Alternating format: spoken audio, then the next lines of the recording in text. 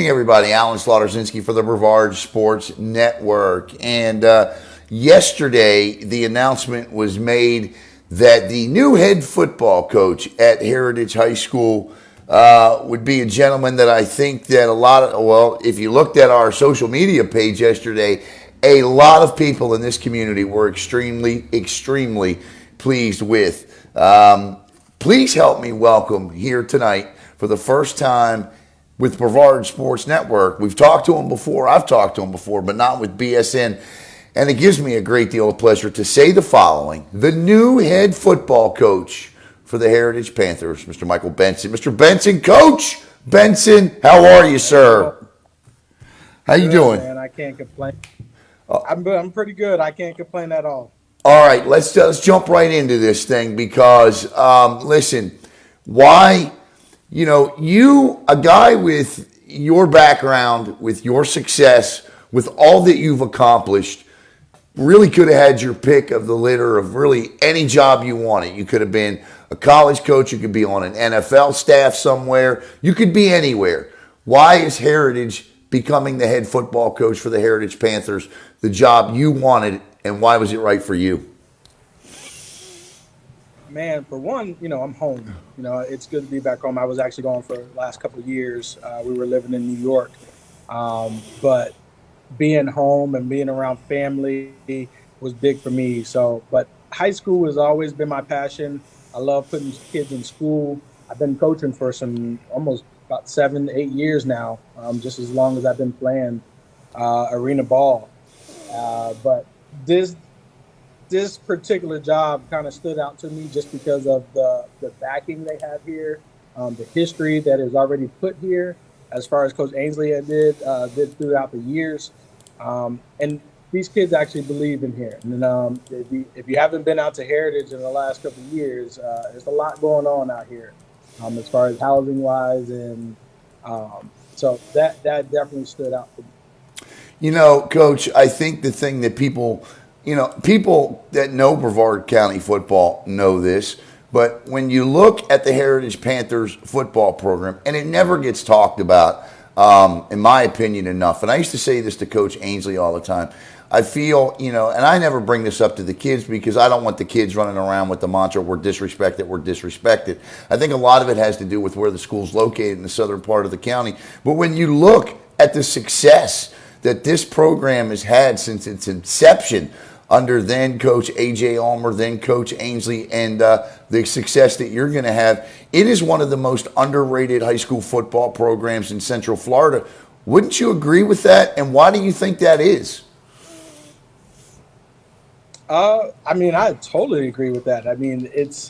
If you look at the history, they have been dominating their district for years from now. And yeah. I think it gets overlooked because of the teams in the north. And then you got those kids that are leaving the South, and that is a big thing. And that I think that's why it gets overlooked. It started with those kids in the South, and nobody likes to talk about it. And, but I'm not shy about it. I'm going to talk about it. Those kids that left, and my goal is to keep those kids in the South that's in the South. And that's my goal, and that's how we're going to keep dominating. And we're still dominating with that. We had a tough year in the beginning, but I think the kids bought in and understand what we're trying to do here. And we're turning some nice players coming back next year. Let me ask you about this season because it was a rough start. You go from 0-4 to a 5-1 finish. You guide an offense that averages 30 points a game over the final 6 games of the season. What was the difference from the first 4 to the final 6, Coach? Keeping it simple. We had to go back to the drawing boards and just kind of keep it simple for the kids. We want them to play as fast as possible on the field. And I think that's what we went back to as a coaching staff. And I think we did a great job as a coaching staff to kind of adapt to what we had going on last year. And then the kids actually did a great job of buying into what we were trying to do and actually and still believing, because they could easily just said, forget the season. We're 0-4, but they actually stuck in it and, finished the year out strong. And, we actually thought we deserved a spot in that in that playoff spot, but it's all right. And we actually ended on a great note. Like I said, we have some guys that's returning, and they're going to feed off of that. Yeah, you get that 35-3 win over Harmony in that on October the 28th, and somehow or another they sneak in. Or I get it. Look, they had a 6-4 record, but I mean, we saw all over the state teams that were 5-5 get in over teams that were 6-4 because of this point system they had. Who knows? Hopefully, they change that next year because that had. I mean, you provided the worst beating on Harmony of any Brevard County. Every other Brevard County school that faced them this year struggled. Palm Bay lost to them. Melbourne needed to block a kick at the end of the game to beat them. Not you. You beat them by 32 points. It was an impressive win. We're here with the new head football coach for the Heritage Panthers, Mr. Mykel Benson. Coach, I think the other thing that a lot of people don't understand about this team this year is how young you were. How excited are you about what's coming back for you next season? Man, I'm very excited, and I think everybody and all the coaching staff is very excited as well. Um, we didn't lose, but we lost some key players, but I think we have some guys that's going to really step up to fill those positions that we are losing, or that we did lose this year. But I think we're going to be really loaded this year, and we have to buy in the off season. It is going to be a little bit of change for the kids, so I got to make sure that I do my job on the back end to make sure that everybody buys in, especially in the off season. Going into the spring and having a strong spring game in the spring season, that's very key for us. Right? We just can't go in and say, oh, we're returning some key players. We actually got to come out and dominate, and that's going to be our motto: is dominate. We really can't compete anymore with teams. We have to go out and dominate like we did at the end of the season. You've played for some really great head coaches, and you've coached with some really good great head coaches. I want to ask you about one in particular, and that's the gentleman you're going to replace here at Heritage, Mark Ainsley. What will you take away from Coach? What did you learn by working with Coach Ainsley, and what will you move forward with that you learned from him? Man, I actually learned a lot. I've been around football a long time. Been around some great coaches. When comes to football and X's and O's, man, I believe, and I'm not just saying this because I'm taking the spot, and I actually told him to his face. I have learned so much from him in this one season being with him from X's and O's standpoint than I've learned throughout my career. The way he breaks down the game, his knowledge, his love for the game is unbelievable.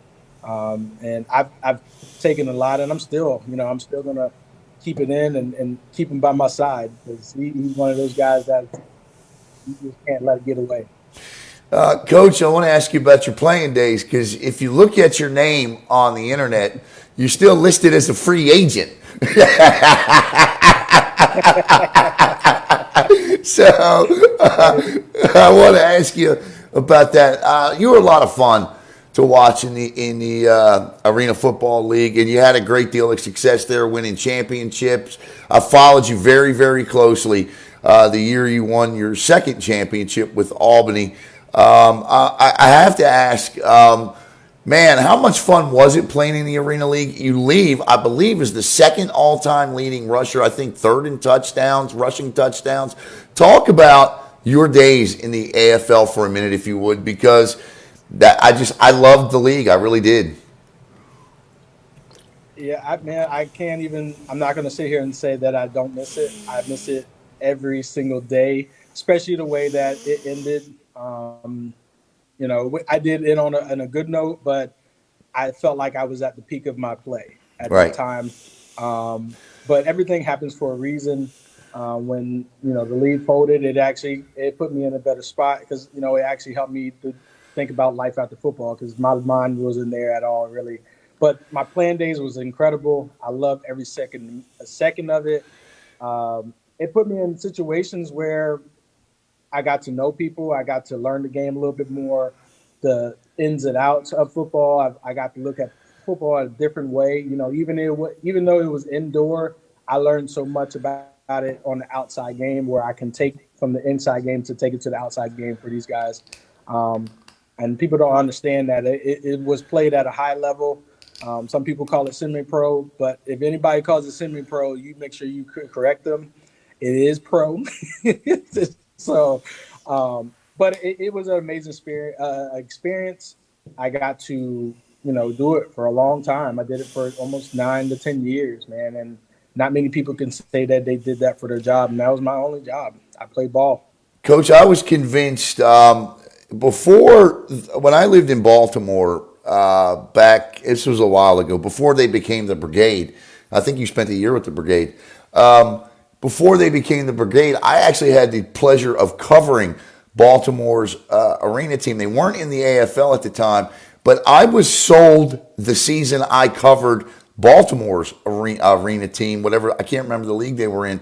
I couldn't believe how physical the game was and how fast it was. I don't know that there's a whole lot of NFLers that could get in there coming off of a 100 by 50-yard field and play with the speed and the physicality and make that adjustment that quick. It was impressive, and it was a lot of fun to watch. There is nothing semi about the professionalism inside playing football. That's for sure. I would never have wanted to do it. And I played hockey. You're talking to a guy that played hockey, and I would not have wanted to play arena football. Coach, I got to ask, listen, you're down there in the south part of the county.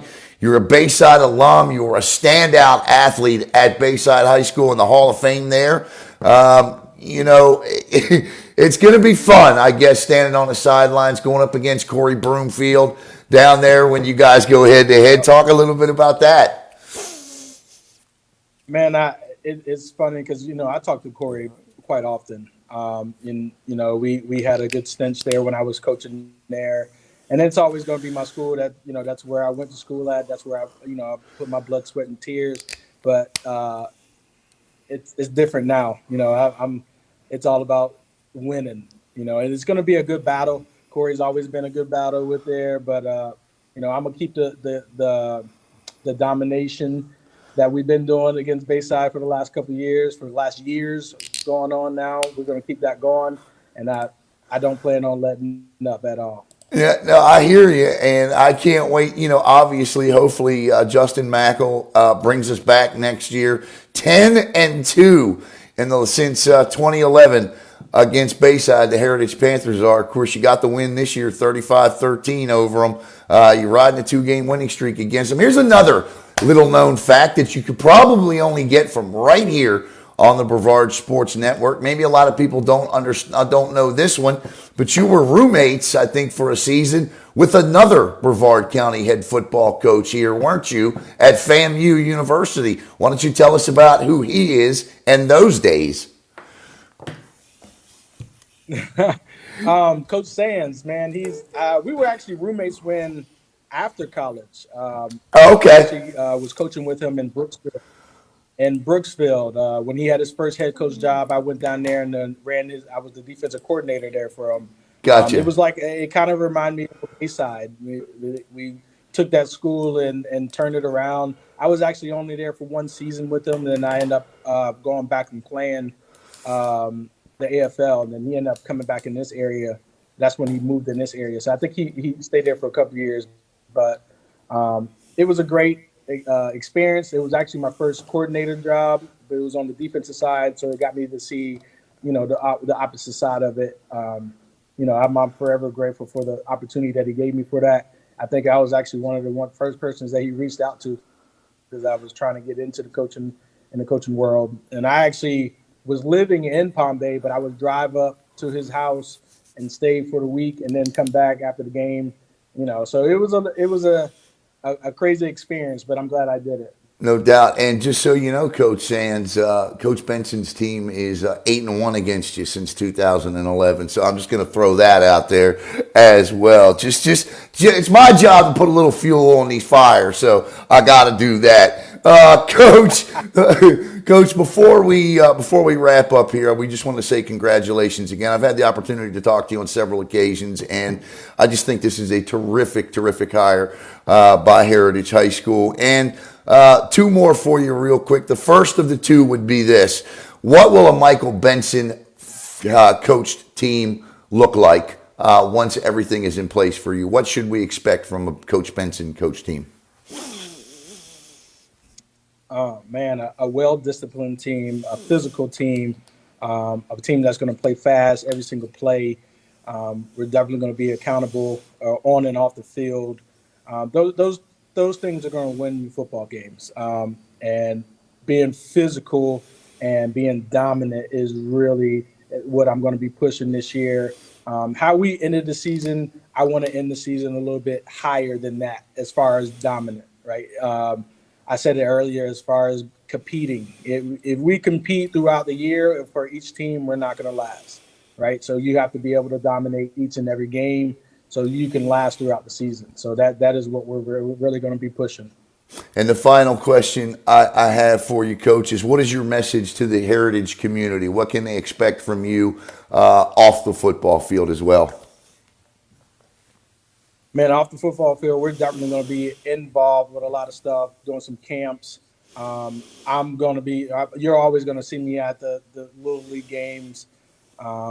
We're definitely going to be out there as far as the community. We're going to try to get some for next year. It's like the turkey drives, toy drives, football camps for the little kids. We're definitely going to be in the community. I've always believed in the community. The community did so much for me while I was playing in here, as far as Little League, Bayside, and I definitely want to give back and make sure these kids understand the importance of what the community is doing for them as well. No doubt, no doubt. And Coach, I never ask about staff. All that I ask is that you keep us up to date on any changes that you have with your staff down there, because we definitely want to make sure that whomever you bring on to do whatever, that they get recognized as well. Coach, thank you so much for taking a couple minutes here this morning. This interview is obviously recorded as it plays here tonight, but thank you so much for taking a couple of minutes. Listen, man, congratulations and good luck. And Brevard Sports Network's here if you need us for anything. All right, I appreciate you. All right, man, take care. That is Coach Mykel Benson of the Heritage Panthers, the new head football coach for Coach Mykel Benson. I'm Alan Slaughter-Zinski for the Brevard Sports Network.